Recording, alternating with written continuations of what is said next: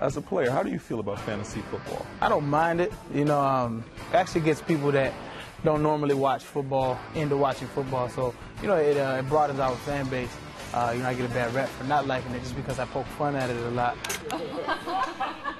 Last year, when you hurt the hamstring to start out the season, you weren't a big fan of people wanting you to come back and get back on the field only because of fantasy. What kind of got me salty about that was that people were saying, "Yeah, I know you're hurt, bro. You're going to be ready for fantasy." Like, I don't care about your fantasy team. You know what I'm saying? Once you start looking at players as solely entertainment and disregard the fact that we're human beings, and after we entertain you, we go home to families, and there's little daughters and sons that come running up to us and hug us just like the regular average American.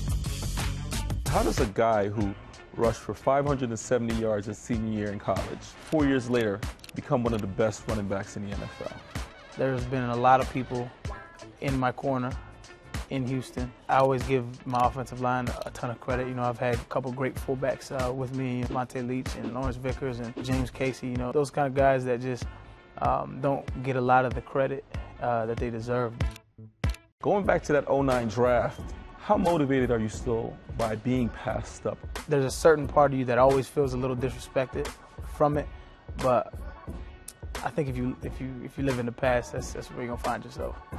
My goals and my aspirations individually have to do with the great running backs that have played this game. What kind of benchmarks did they set, and see if I can, touch them. How do you top the performance and the production you've had in each of the last 2 seasons? I don't think you try to top it. I think it's what's done is done. In this league, it's not what you've done in the past. You got to earn your keep every single day. You have to prove it to yourself.